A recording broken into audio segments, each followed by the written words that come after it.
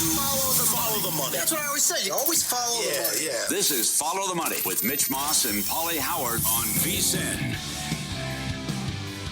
Here we go. Welcome in. It is Follow the Money on VSiN, the Sports Betting Network. Mitch Moss along with Dustin Sweetelson. Paulie Howard is on vacation this week, and we have a 3-hour banger lined up for you today. Tons to get into. Huge Major League Baseball card. Some games either finished or in action late as we speak, with a big card coming up later on tonight. Spencer Aguilar is going to be on the program today in 30 minutes. PGA Tour analyst, teeoffsports.com. Typically, Jeff Seeley would be on the show. And in fact, he's off a weekend where he had Jackson Koivin to win the 3M Open. But Jeff is traveling today. So we have to delay the victory tour then. Yeah, but then if we push him back to next week, really, it's gone at that point, right? We can't celebrate then. It's 2 weeks late at that point. So hey, he deserves his flowers for that call. I was literally doing live bet Saturday over the weekend. Oh. He was in the lead, and I looked at Ben Stevens. I said, "Who is the kid in first place?" Ben goes, lists off everything about him, basically read me his Wikipedia page. I go, yeah, still don't know who that is. Well, he's basically the next Tiger Woods, evidently. Yeah, or the apparently. Next Scotty Scheffler. So Mike Palm on the program today as well. You cannot be serious. And we'll do a little WNBA and some baseball with him as well. I think we need to start with some National Football League. There was plenty of news today, Dustin. And I'm glad that you brought this up earlier in the week when you said, look, I know that a bunch of people here at the network are pro-Atlanta this year, the Falcons, but you just can't get there. Neither can I. Look, I like a lot about the team. I like the schedule. I like the division they play in. I love their new head coach, right? I thought he got a completely, a raw deal in Cleveland, let's put it that way, Stefanski, where the front office never had any clue what they were doing. And they have like good defensive parts. They have really good weapons on offense. Problem is, I can't get there with Tua. I think people are crazy. I wish we could go find the tape from last year. The same people telling you that Tua was the problem in Miami and probably shouldn't be a starter in the league anymore are the same people trying to convince you that they can win the South because they got Tua Tagovailoa. Which one is it? And I was like the last person on the Tua train. I believe that there was something there, that there was a guy you could win football games with. I want him to be good. He can't throw the ball. Yeah. He literally can't throw the ball 25 yards in the air. I don't know what the expectation was going to be. Here's the problem. It's the NFC South. Has there ever been a bigger division that is an afterthought in all of American sports than the NFC South for about 15 years? Well, for that long, not for one particular year, but you're talking about over the long haul, big stretch of time. Brady was down there. There were moments where the Falcons were good, right? They made it to a Super Bowl. But when you go big picture, this division is mostly an afterthought when it comes to the entire landscape of the NFL. Yeah, I don't disagree with that. And here's the reason why we're bringing it up. If you haven't heard yet today, Tua is sidelined with what the team considers a flare-up of an undisclosed injury, according to Coach Kevin Stefanski. And the guy, unfortunately for the guy, again, like I said, I really want to like the guy. He was a blast to watch at Alabama.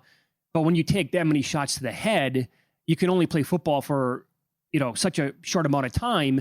And it clearly has had an impact on this guy, along with, oh, by the way, that year that he had a couple of years ago was with Mike McDaniel as the play caller, was with a Tyreek Hill still in his prime, was with Jaden Waddle. He led the league in passing yards. So I could kind of see well, it's been there before. We've seen it, so I want to buy into it again.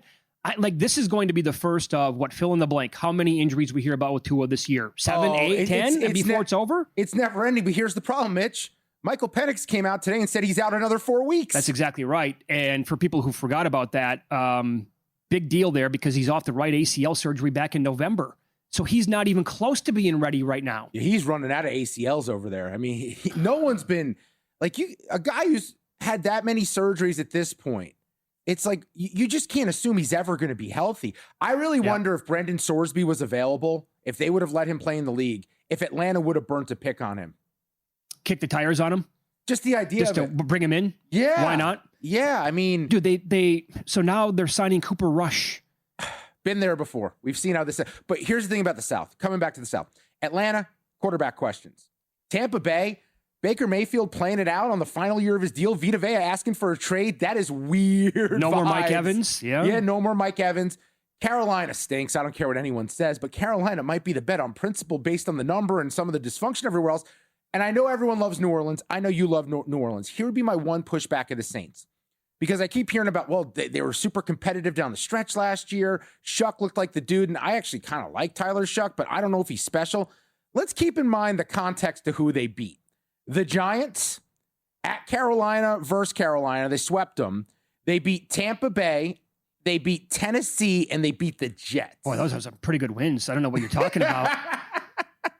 I like what you're reading off here. It makes me like the Saints even more this upcoming season. I mean, the only impressive wins were the two teams in the division. Look, I am going to be I'll just tell you right now, I'm going to be a very annoying honk for Tyler Shuck the entire year. Hey, I'm going to be. I'm dug in so deep on the guy that, and if it goes sideways, then I'm just going to have to jump out of the plane and admit that it was a huge mistake, and bail on the guy. I have him every which way but loose again this year. The Saints and Tyler Shuck. He's my long shot MVP. I fully expect him to have a massive season. Look, what I'd say based on everything I just brought up, if you have conviction in any of these teams, fire on it and hope you're right, because this could go many different ways this year. And speaking of your Saints, Brian Brees, defensive tackle, feared to have suffered a torn ACL today. Only 2.5 sacks last year, but had 7.5 2 years ago in 2024. That is a miss for them. This division is just always so weird. But if I'm betting it right now, Atlanta is a team I'm crossing off the list because I don't have any certainties at quarterback. So to me, I'll be completely honest here about the Falcons, and why would I not be? Their numbers are tantalizing. I can't deny it. Like almost 5-1 to win that division with their roster overall, right? The win total of 6.5, even some nice plus money over 7.5. However, I really can't get myself to bet a positive outcome on a team. Now get this, I looked everywhere today. There isn't a single sports book, legally speaking, across the country that has a regular season prop listed on either one of their quarterbacks. I can't do it. That speaks. It's kind of a big deal, that position. Is there a trade that they can make for a quarterback? Is there someone where, I mean, obviously Cleveland's got too many guys, but I'm not sure they're really wanting to do anything there with Watson and Shador, and I guess Dylan Gabriel still exists for some reason. Because based on everything on this roster, like infrastructurally, the defense took such a massive leap last year. Look, the pass rush is going to leave a little bit to be desired this season, but they bought Low and Mason Smith at nose tackle. They have a secondary that's returning just about everyone from a year ago. They added Avion Terrell from Clemson, who I think is going to be a very solid corner playing with his brother there. Billy Bowman returns from injury for them. And then the weapons. You have Bijan.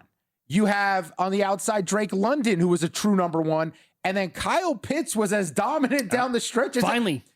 You're literally a quarterback way from the Atlanta Falcons being not just a contender in the South, but maybe a contender to win the NFC. Yeah, maybe. I don't look, back to the NFL here in a minute. I want to do this because we have a baseball game starting in less than 3 minutes right now, and we each have a bet on this game. The Rockies are playing the Padres. Crazy game last night at Petco. San Diego came roaring back to win the game 8-7. My bet is this, and I bet it late last night before the game after I realized that Jackson Merrill has been kind of on fire. And he got there again last night. I'm so in this game today, I'm on Jackson Merrill, 2+ total bases. I grabbed plus 116 on that. He's heating up, folks. He has 8 hits in his last 3 games. So I'm riding that wave with Jackson Merrill today. I like it. I'm going to go with a player prop as well. We're going with the pitcher for Colorado, Gabriel Hughes. He's actually been pretty solid. 2.79 ERA in July, 19 strikeouts, 19 in the third inning. So about 1 per inning there.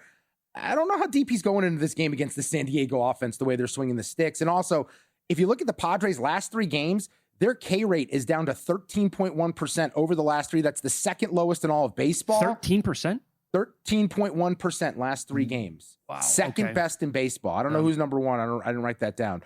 But looking at this game, Griffin Canning's going to come in for Kyle Hart at some point. Yeah. I mean, I obviously I'm not going to lay minus 189, but I do think San Diego gets the job done here. But under 4.5 strikeouts for Gabriel Hughes, I think the Padres either knock him out early or he just doesn't get to that number because they're putting the ball in play. It's a good bet. I wonder if I have time to tail you on that in the next 40 seconds or so. So there you go. I paid some juice, minus 138. Okay. I wanted to bring this up, by the way, because you're getting married next April. I am. Did you see the news today where it's official? Justin Herbert. And I'm not joking here. Matt Humans on VSiN will make a big deal out of this. He's not going to be on the Chargers this year because of this. He is now engaged to Madison Beer, his fiance. I saw that. I also learned recently Madison Beer did music. I thought she was just like a TikTok dancing influencer. That's what I thought too. But apparently she does music, or maybe that's like you start off as one and you transition to the other. I went in today just trying to get some information on her overall, some more information. And the videos that popped up, I'm like, is my wife watching me right now? Because I'm like, holy smokes, dude. Well, also, you know what you did now? Because I don't know if you do this with your wife. The algorithm? We'll watch videos together. And if you stay in a couple videos too long, guess what? The next time you're watching with your significant other, that algorithm thinks you want what you saw last time, and you might be in a little bit of trouble. Remember yesterday how I told you, like, I crave pizza like 3.5 times a week? Yeah. I purposely, with my Instagram account, search pizza all the time. So that's the number one thing that pops up, regardless of what else I might be looking at for maybe a little bit too long amount of time. Oh, I've got some weird stuff. We went over it a few weeks ago in a numbers game when I filled in. I watch cow hoof shaving videos. Very satisfying. You get their hoofs worked on. So it's so satisfying for them. Obviously, is it calming for you as like well? The sound it makes, I really like the texture. It's very soothing. God, I don't know this what is the most random thing I've ever heard, and now I have to kind of check it out. I think I watch chiropractor videos. I watch ear cleaning videos. No, I can't do the ear cleaning. Yeah, I mean it gets a little dicey. Oh, that stuff you can pull out stuff from what I've heard that will be like a mile long. Oh, people have never stuck anything in their ears to clean them out before. It's crazy. You ever see the pimple videos? I'm lukewarm on them. I'm okay on them. Depends on the mood. There is, I think, maybe nothing more disgusting than the pimple videos. Yes. Oh, ingrown toenail videos. Love them. Because here's the breaking news. I'm a big pedicure guy. John Summerall, head coach Florida, it was revealed he's into pedicures. I got one over the weekend. That woman cut out my ingrown toenail. I wish I would have videotaped it. I could have made millions on TikTok. I'm not going to, second time I'm telling the absolute truth here in this segment. Pedicures are amazing. They are. Latest Major League Baseball news coming up next. Shohei Ohtani had a fabulous game last night. An odd shifted back in his favor to win the NL MVP, but now there is this.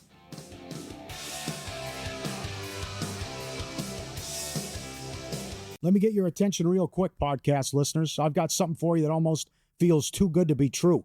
First, credit where credit's due. If you're listening to this podcast, you're already leveling up your betting game. You're riding along with our best bets and top angles. And when there's a good game on, you're getting involved with a few props and alt markets as well. There's one more layer if you really want to step things up, and that's VSiN Pro. I've mentioned it before, but things are only getting better for our pro subscribers. We just rolled out our MLB prop projections, breaking down some of the best edges across strikeouts, hits, home runs, and more. And that's on top of everything else pro subscribers already get, including public betting splits, expert picks, and betting guides across the sports calendar. If you haven't tried it yet, stop sleeping on it. You can get your first month just $9.99 or save big with promo code POD26 on the annual subscription.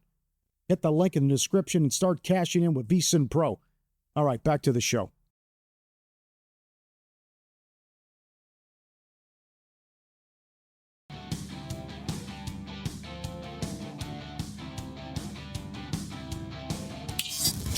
This is Follow the Money on VSiN. The PGA Tour goes from the 3M, staying in the Midwest, now to the Rocket Classic this week. We'll try to get some winners as we go out to the Progressive Guest Line. Spencer Aguiar joins the program now. teeoffsports.club is the website. You can follow him on X at teeoffsports as well, a Las Vegas resident as well. Spencer, thanks for the time today. How are you? I'm doing well, thank you. It's always a pleasure to be able to do these shows with you guys at VSiN, so excited to be here today. We appreciate it, especially on short notice today. So let's begin with this specific tournament, obviously the Rocket Classic, the course itself, and kind of some key stats, in your opinion, that you had to plug into the model this week as a result.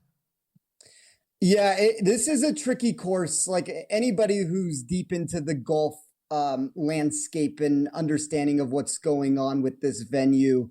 So it's Detroit Golf Club this week. It used to be a par 72. It's going to be a par 70 for this iteration of it. And kind of one of the things that I've talked quite a bit about this week is par is a very arbitrary number. You could change par and it doesn't necessarily change the actual strokes gained projections that come into play. But when you start tinkering with the layout and the venue and everything that comes into play in that nature, it does make a tricky course to try to handicap. And as somebody who's ever heard me on this show or seen my writing or heard me on another podcast, you will know I'm very data driven. I'm very analytical in my approach. And when you remove a lot of the long-term data that you're able to pull from for where, restoration architect Tyler Ray did a complete overhaul of this venue for this year, you're going to have new green complexes. You have repositioned bunkers. There's yardages that are changed between holes. Then you get that new scorecard that I talked about at the very beginning I think of all of those answers, the more pressing matter that I would like to talk about on this show is the repositioned bunkers. Detroit Golf Club has always been this venue where you've been able to bomb and gouge away. There's really no penalties for missing off the tee. And that's the very first thing that Tyler Ray tried to do in this reconstruction is go back in time, make it the way that Donald Ross, who was the original architect of this course, saw it to be for professional golf. So we moved a lot of bunkers into zones where players now hit the ball in modern day golf. I think that does change the landscape overall of what you are kind of looking for. It doesn't mean that I went in and did a massive overhaul in my model for the strokes gain metrics.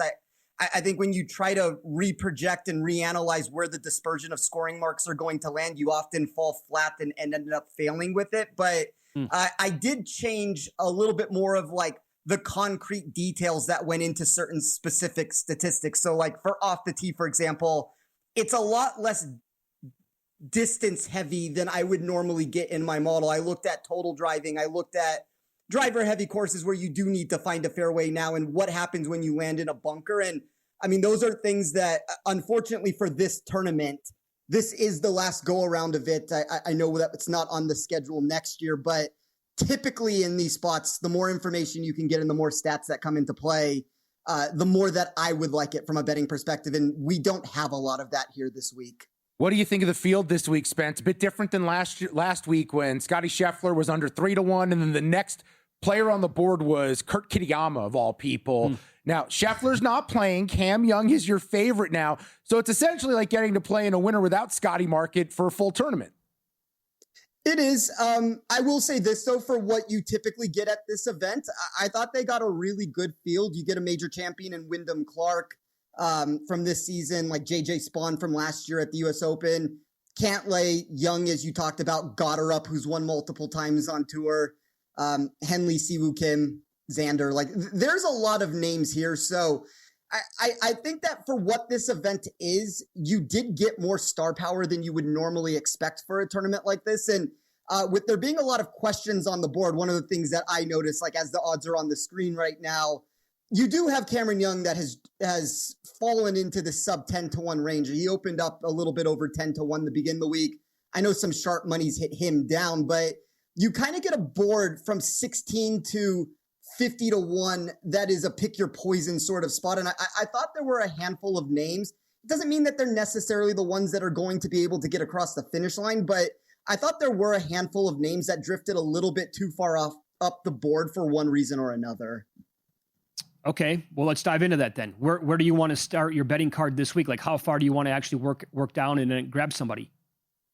So I have 3 outright bets at this particular time of filming. They range between 50-1 to 100-1. Always shop around and try to find the best number that you can in the space. But the very first ticket that I punched this week was on Nicolai Højgaard. I was able to get him at 50-1. It has fallen into the 40 since Monday. I think Højgaard's a really boom or bust commodity for this tournament, and it's a funny answer for me to give because I do have other exposure to him than just in the outright market. I ended up taking him in a matchup against Harris English this week at -110, but there were a lot of upside metrics for him in my sheet that really liked the long-term fit for him at Detroit Golf Club in the way that I projected the course versus what you've gotten from him recently. So there were 7 main categories that I weighed for this event.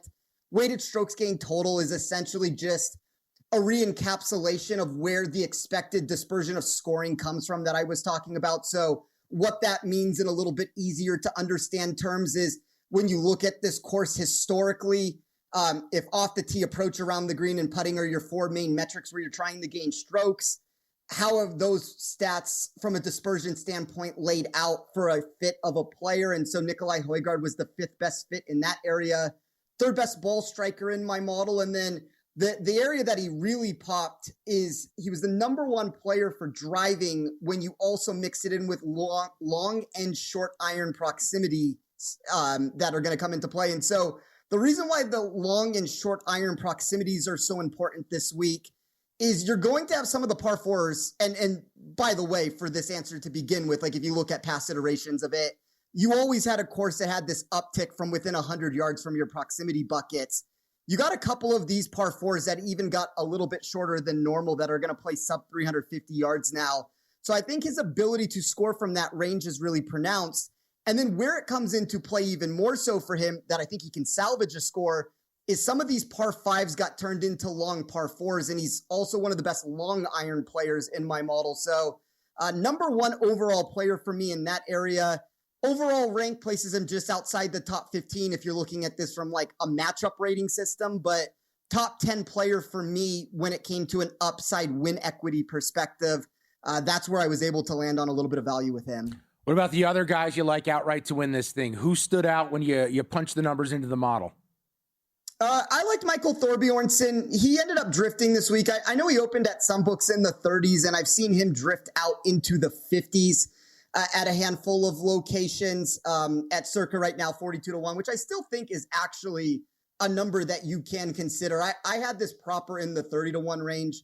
Somebody who did come fourth place last year, if you do want to use any semblance of course history, which I would generally point against that direction because of the changes.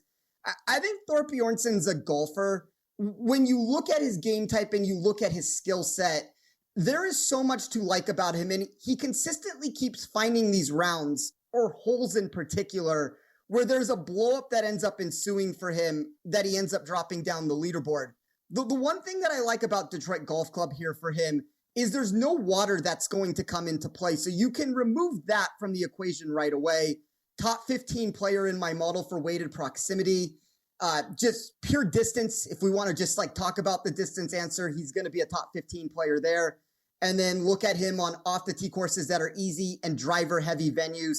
He's 12th in my model in both of those two areas. So, the putter is going to have to cooperate for him more than it typically does. The one upside to that is 95th in my model from a baseline perspective for him with the flat stick over the last 2 years.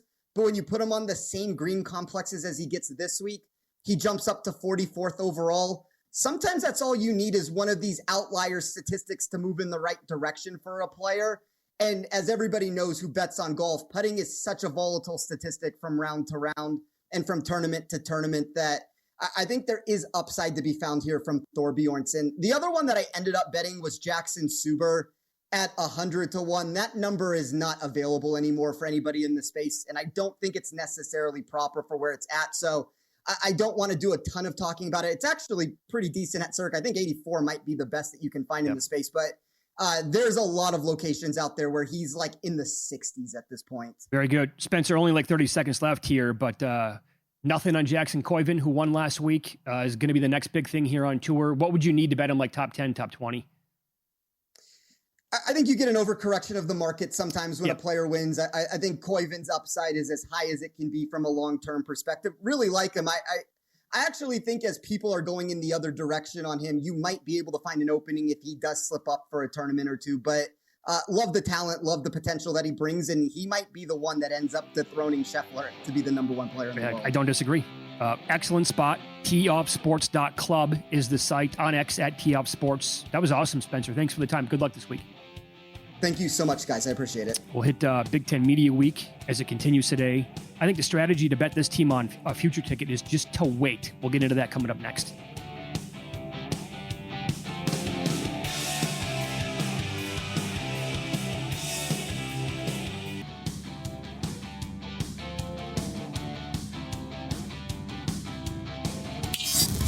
This is Follow the Money on VSiN. Good to have you on board here on a Wednesday. That means it is Wednesdays with the Maestro as Mike Palm. He is the VP of this great property, Circa Las Vegas, along with the Golden Gate and the D here in downtown. Joins the program. Mike, it's great to see you again, my friend. Rich, it's been great to have you here. When is Paul coming back? Is this another 12-week summer for Paul? No, just not quite. Just 2 vacations in a 3-week span, I believe. Did you know his last vacation, he actually left the coordinates of Las Vegas? No. He went to Arizona, he said. What? Maybe it was just a place of bet, but he claims he was on the water in Arizona. No, where was he? The That's Colorado River in Laughlin? That's a DiMaggio streak. Lake Powell? He's on the water in Arizona. He showed me a picture. He was on the water. He said he went to Arizona. Havasu? No. Oh, there you go. Was Maybe. the dog with him? Was Jordan with him? I'm sure the dog was If with the him. dog wasn't with him, I don't believe he went to Well, I Arizona. don't think he has the trust in other human beings on earth to put that dog up somewhere. Well, I'm like him though. I don't want anybody.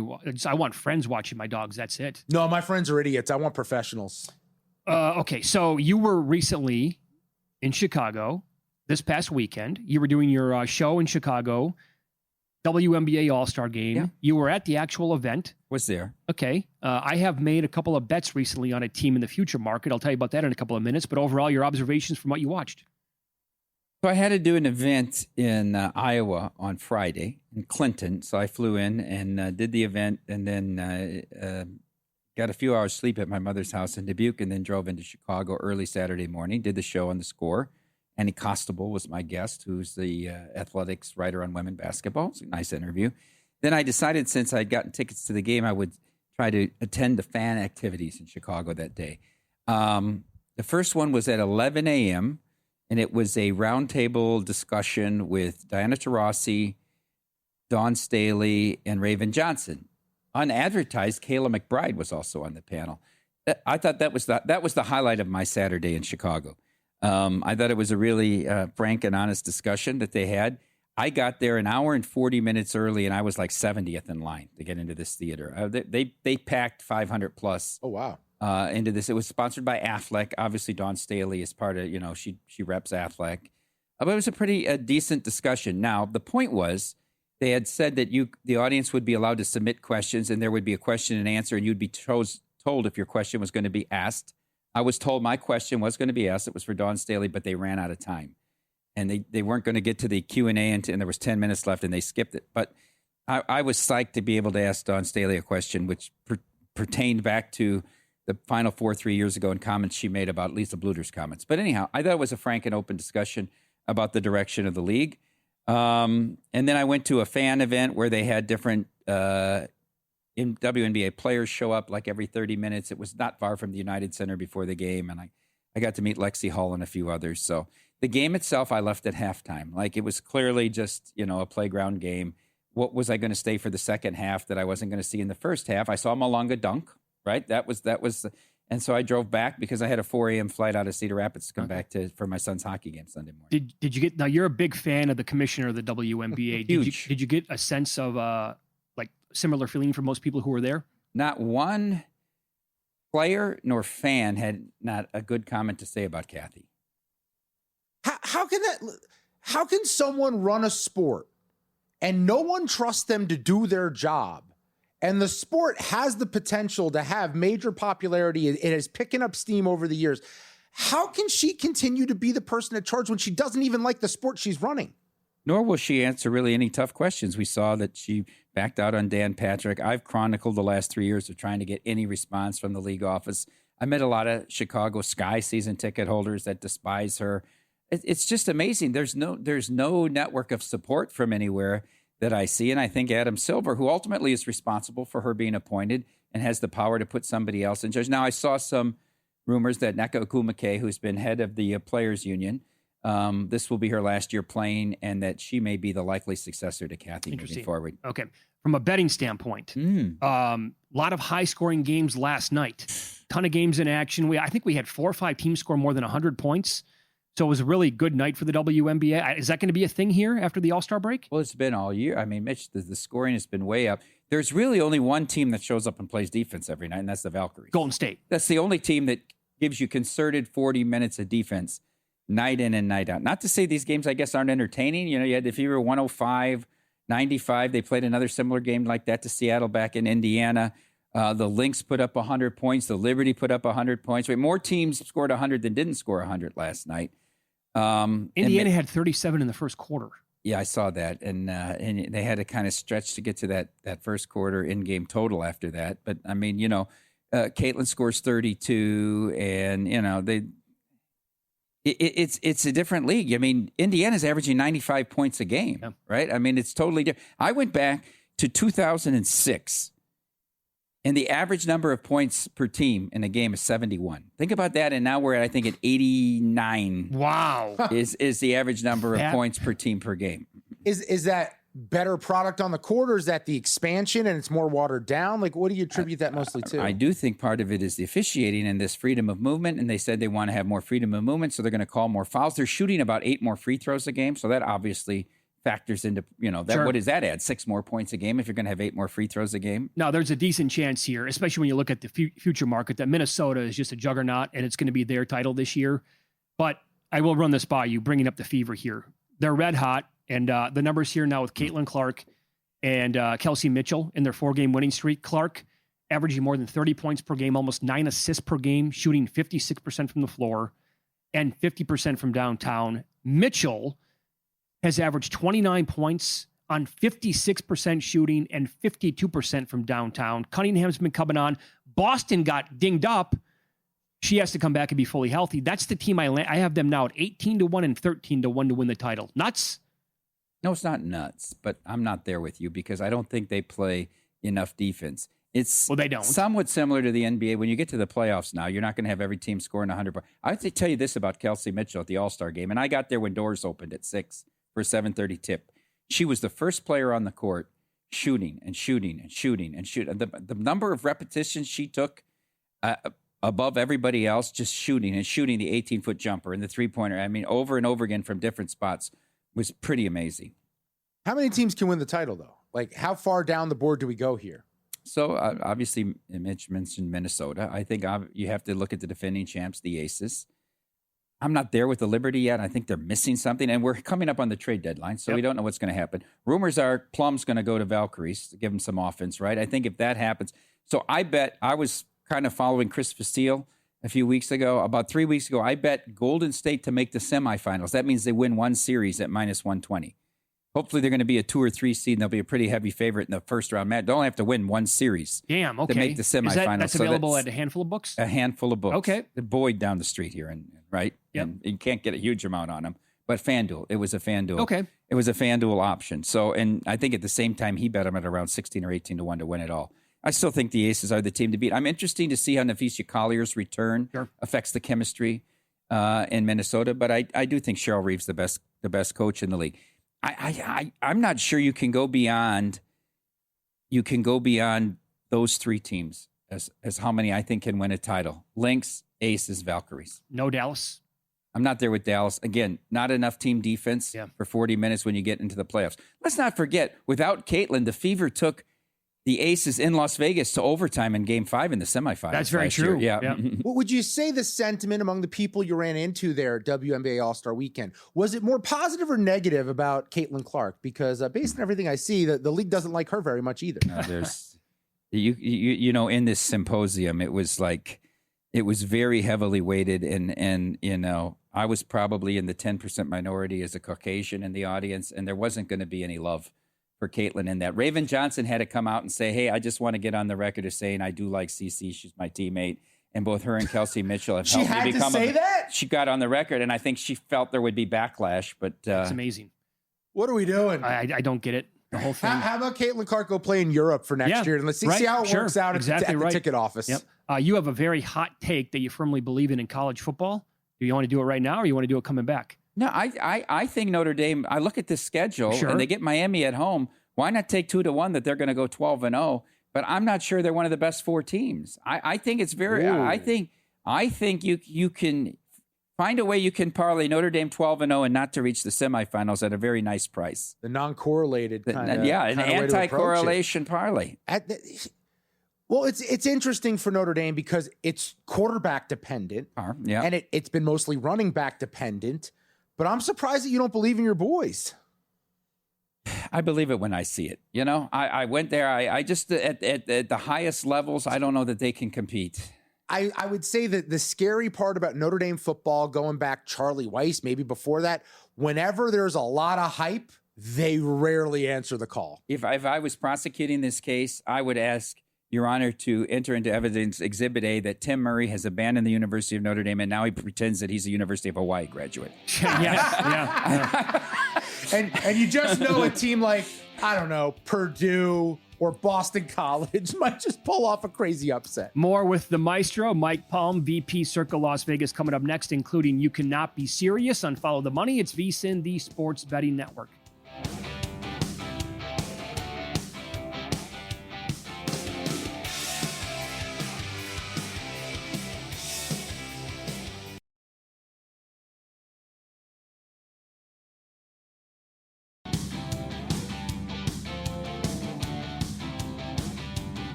This is Follow the Money on VSiN. Welcome back. We are live in Vegas, downtown, from the Circa Resort and Casino. It is Wednesdays with the Maestro Mike Palm. Time now for You Cannot Be Serious. You can't be serious, man. You cannot be serious. All right, we're going to do a very special life edition of You Cannot Be Serious this week.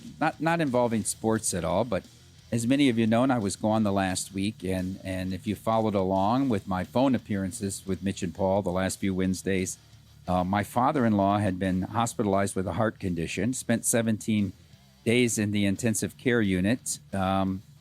He was released 2 weeks ago on Friday, discharged. They had shocked his heart, got it back in rhythm. He had an appointment with his cardiologist last Wednesday, and then unexpectedly on Monday night, he passed away in our home. And it was very traumatic in that the kids went in to say goodnight to him, and he had passed away. He was cold, and so we went through all that, calling the police and the coroner. So not all directly related to that, but I've been gone for a week, and just some of the instances of life. It's a little Andy Rooney. It's a little Jerry Seinfeld in commentary about the different things I've experienced in the last week. My first subject here for You Cannot Be Serious is the Organ Donor Network. You know, I've never had any firsthand experience with this before, and I do in no way want to denigrate the donation of organs and how it saved lives and improved lives, right? But the process of the Organ Donor Network is amazing. He passed away. The coroner didn't get there till like 1:45 Monday night, Tuesday morning. So he was pronounced dead at like 2 a.m. Tuesday morning. So we're at home. You know, we're on the phone with family. His family's in the Philippines. You know, waiting for a call from the coroner's office. When are they going to release the body? We're trying to figure out arrangements. Here comes the call from the Organ Donor Network before we even get a call from the coroner. And so my wife was on the phone with this lady. And like after 20 minutes, I wasn't listening to the conversation, but she handed the phone to me and said, "I can't do this. You're going to have to finish this conversation," right? And so we get on. The questions that they ask, because they're going to try to ascertain maybe what organs can be donated. Look, he had a bad heart, bad lungs, kidneys were an issue. Like, what was going to happen here? But they want the medical history for the 65 years of this man's life. And then it starts out with any medications he's taken in the last 2 years. Are you kidding me? And I mean, I had a list of 20 and to go through this. And then they start with sexual activity questions, Mitch. Oh.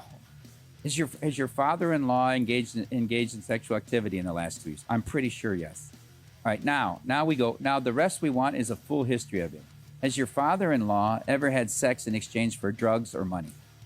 No is my answer.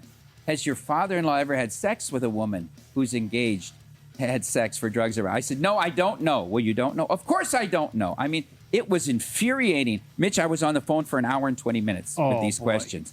At one point, I said, we'd like to decline. And then I had to go up on my laptop and look it up. You cannot decline because it's called first-person consent. If the person of their free will says, I want to be an organ donor, no member of their family can override that. Oh. I don't know what would have happened if we would have said, we're just not going to answer any questions. What would have happened? We went on and on and on and on and on. And eventually they took his corneas or whatever, the eyes, right? But there has to be a better process and a sensitivity at that time of how you go about doing this. So my first one is the Organ Donor Network. You cannot be serious. All right. In the midst of all this, I just get off the phone with them and I get a text reminding me that I have an appointment at the DMV at 2 p.m. to get my real ID. I'd postponed it twice. My wife's on me. Why do you take your ID everywhere your passport everywhere to fly? You don't need to. Get your real ID. It's a pain if you don't know have it here in now. Nevada. So I made the appointment, 2 o'clock. They sent me a text at 1. That's great. You can check in at 1:45. I get there at 1:40. It's not far from our house. I'm sitting there waiting for it to get to be 1:45. I check in on the phone. You are 57th in line, and your wait time is 69 minutes. Well, what's the point of the appointment? It's like the Seinfeld. You can take the reservation, but you don't hold the reservation. And then the comedy that goes on for the next 2 hours while I wait. None of these people understand their names or their last word. They're going to the wrong windows. I'm listening to all. There's 48 windows going on. I'm watching it all. The guy's at the wrong window asking for something, and the lady from the DMV saying, we can't do that. You're here for this. No, I'm here for this. I said, he's supposed to be at window 18. I'm policing it. I'm like a third base coach trying to get people to their window and every 2 minutes refreshing where I am now in line. I couldn't take it. Finally, at 4:20, I got through with it. They took my picture. Nevada Department of Motor Vehicles. You cannot be serious. I flew 1 a.m. Friday morning from Las Vegas to O'Hare for a connecting flight to Cedar Rapids to do my event in Iowa. I landed at O'Hare at 6:20. Now I had a layover, 10 o'clock, right? Had breakfast there, went to my gate. Was sitting there 10 minutes to 8.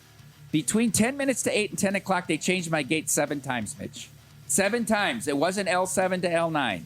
It was L to K, K to H, H to J. I mean, it's a 20-minute walk every time they did. I said, I'm going to blow this flight. I'm better off renting a car and driving 4.5 hours to see. Is this hard? It's American Eagle. You got 70 people on the plane. How hard could this be? Air travel's because I don't even want to fly anymore. Back and forth and back and forth and back. I'd prefer to drive the 26 hours to Chicago. I don't know whose fault it is. I don't know if it's American Airlines. I don't know if it's O'Hare, but I'll blame American Airlines. You cannot be serious. Wow. Life is too much. That's an incredible 5-day stretch for you, Mike. Oh, I don't know what's more ridiculous, the DMV or the Organ Donor Network. It is. I'm first of all very sorry. Obviously, Thank you. that you had to go through that. Thank you. And sorry I've for your been in loss. contact with you guys throughout the whole thing. So the thing is, like when you're 10 days into intensive care, you think the hope is dwindling. Yeah. But then they do something. They say, I can go home. He's going to see his Goes car. home. Now we're excited to get the plan. What's the plan going to be? He came. Golly. He was an architect in the Philippines, right? Educated architect. Came here. You can't get a job because of it. He worked for 28 years at Harrah's as a utility porter in the housekeeping department. He retired. I helped him build a house in the Philippines. I just regret he did. He was there 2 years, 6 months there. So he didn't have more time to enjoy that life that he had earned in the Philippines. And 65, obviously, goes too without young. saying, way That's really too young. young. Too young. But the DMV, can we go back to that real What's the quick? appointment? What's the point of it? We have cars that drive themselves. How is that still so outdated? All of the hoops you have to jump through to do anything. I can confirm my identity and buy stock right now somewhere, but the DMV have to show up with my mail? Yeah, you have to show up with a utility bill. I said, do I need the utility? I had my tax bill. He says, whatever, you got on your phone. Just pull up your gas bill on your phone. Oh, yeah, I keep it right there on my phone. Everything's on my phone. But I mean, you're sure. just confirming the information that's on your driver's license to get a real ID. There's got to be an easier way to confirm all of this. By the way, Trust me, no one's trying to be me. I don't want to be me. I want to go back to the airline story, actually, because I'm exactly like you, Mike. I used to love traveling. Oh, I used to look forward. I mark it on the calendar. Yeah. I can't wait. I love getting to the airport, have a beer, whatever. Yeah. For years now, it's the last thing I want to do. I cannot stand disaster going back to Wisconsin last week and coming back. How early do you get to the airport? I'm one of those people that doesn't trust anything, so I get there so early, it's obnoxious. So do I. I get there 2.5 hours early So for do I. domestic flights. Everyone makes fun of me. I'm like, no, I just know it's going to go wrong. Even if it's delayed, I still show up because I know they're going to say, well, we're back on time. No, now we're leaving early. In Iowa, in Cedar Rapids, getting on the flight to come home, right? I said, shoes, belt. I go through the whole thing, right? No, you're fine with all of it. I go through, beep. Well, why don't you take your shoes off? It looks like they're boots. I take it off. Beep. How about your belt? Why don't you take your belt off? Beep. How about your wedding ring? I said, why not strip naked? How about my bag gets pulled aside every single time? Oh, yeah. Every single, because I've got the CPAP. They think it's like a bomb because it's got cords with it and everything. I'm like, guys, you're the ones who yell at me to take certain things out and you tell me to take it out. So I leave the tubing and stuff in there. And every single time you look at it through the x-ray like you've never seen a CPAP before. Ever. You have some best bets tonight in baseball? I have 2 baseball plays. I'm very intrigued why they keep pushing Joe Ryan back. It's tired. I don't know. They stay close enough to the White Sox. I don't know if they're going to move him or not. I saw a report late last night they're going to keep him. Yeah, they're not trading him. I do not trust Kansas City's offense to put any pressure on him. But if he's not right, how about under 17.5 outs, plus 132 tonight for Joe Ryan? Look, I think Hancock with Seattle is also another guy. I know the Cubs are targeting Hancock. Maybe his last start with Seattle. I took them plus 158 tonight against the Dodgers here. They're sort of going through the motions. And then in the WNBA, the team we talked about here, Phoenix is awful. If you look at this Phoenix, they're awful. I laid 4 with the Valkyries tonight against the Mercury. And I do want to throw in, just for those, I know we have a segment of our fans that follow the CFL. How about Montreal? You can get them right now, plus 225 for the Grey Cup. They've almost clinched the East. They only need one home playoff game to get into the Grey Cup itself. You could monetize them once they're at that point, once they're in the finals. I think it's worth a bet at that price. How about that for a bonus bet here? Going to go CFL action. CFL here. Of course. Think about it. Where's Scooble get up? I got to do a read. Circus Survivor documentary. It's back better than ever. $18.7 million on the line in the new Grandissimo format, raising the stakes. You got episode 2. It airs tonight, 9 p.m. Eastern here on VSiN. Watch every agonizing moment of opening weekend. The early winners, the losers, the storylines as they come to shape. If you missed episode 1, don't worry. You got plenty of time. It's on YouTube right now. Search for VSiN Live. Whether you play in Survivor, you just love the drama, you don't want to miss the series. Check out every new episode Wednesdays, 9 p.m. Eastern on VSiN. Thanks, Mike. Condolences to you, especially the wife. Quickly, I want to mention I spoke to Mike Lombardi today. He's in good spirits.